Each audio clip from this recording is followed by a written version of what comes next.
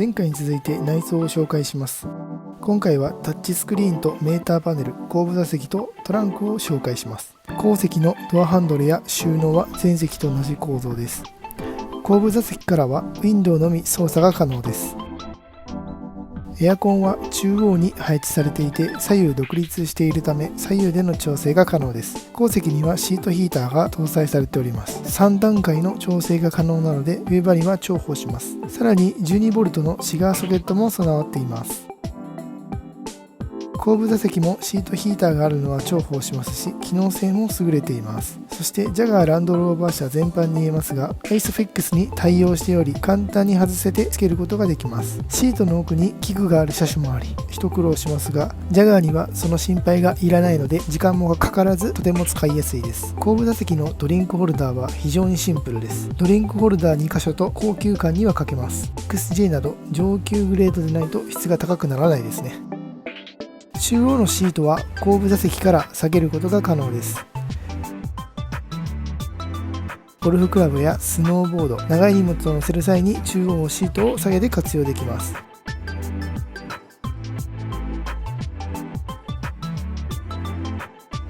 後部座席上部には LED の室内灯がありますが、静電気での反応はなく完全にボタン式となっています。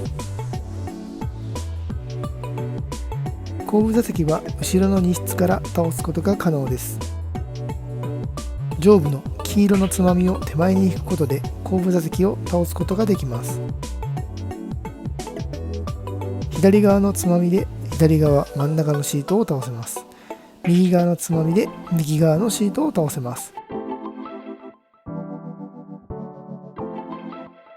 黄色のつまみを引きながらシートを押さないと倒れないので少しコツが必要です。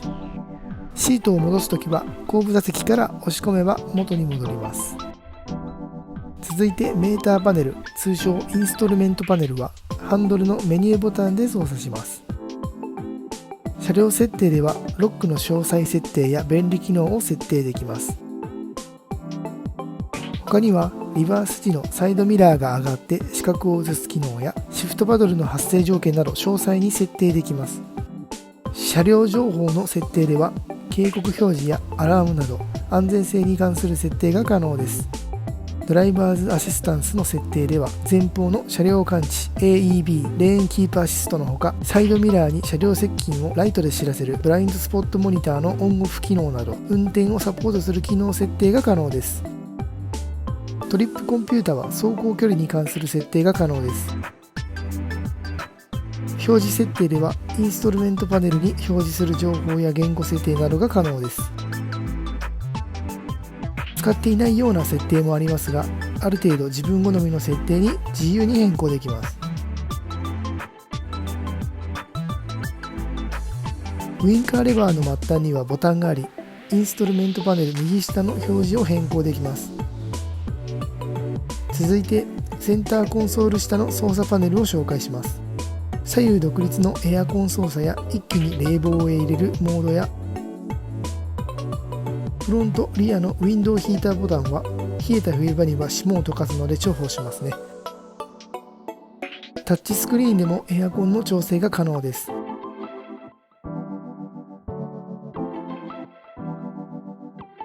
助手席のエアコンは独立しているので助手席側でも操作が可能です。シンクロボタンを押すことで運転席側と同じ温度に調整することも可能です。またシートを温めたり冷やしたりするシートヒーター、クライメートシーターがあります。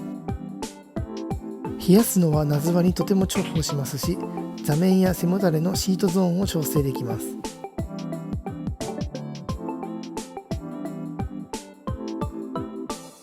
中央にはハザードボタンがあり、左下はメディアのスイッチと音量調節ダイヤルでつまみを回すことで音量を調整できます。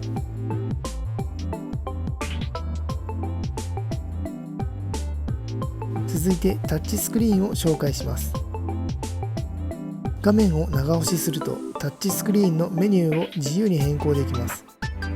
長押ししながらスライドしてアイコンを移動して削除したりレイアウト変更できます。アイコンの大きさも設定できたり、いろんな機能をホーム画面に追加することができます。非常にたくさんのメニューがあり、自分が頻繁に必要する項目をホーム画面に設定して自分好みにすることが可能です。左下のカメラマークを押すと360度モニターが表示されます。右側のカメラボタンを押すとサイド、フロント、リアカメラが起動します。狭いところの駐車にはサイドカメラは重宝します。フロント、リアカメラは高画質で綺麗に映っており、画面タップでズームすることも可能です。また、歯車をタップすると各種設定画面が開きます。ディスプレイやナビマップのトーンやディスプレイ自体の明るさを調整できます。全般設定では日付設定などの基本設定が可能です。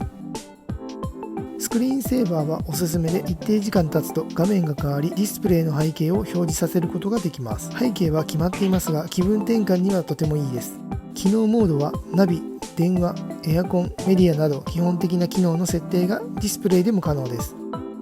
オーディオ設定は操作性が良く画期的です。車内にあるどのスピーカーから音を出すか、紫色の丸を動かすことで簡単に決められます。低音、高音、サブウーファの重低音を調整でき、自分好みの音楽を楽しむことができます。ナビはタッチ感度が良くスムーズに動かせます。ナビは安全なルートを案内したり多少迂回するので、表示された到着時間より遅くなる場合が多いです。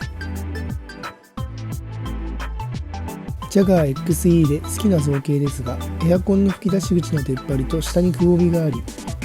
この凹凸がドア内側ときれいにはまる造形が初見にこの車両を見た際に感動したところです。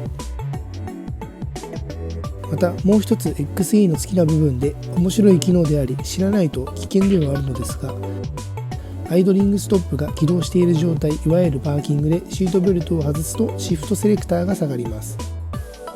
同時にエンジンが切れる仕組みになっていますが、この仕組みに気づかないと初見でとても焦りますのでご注意ください。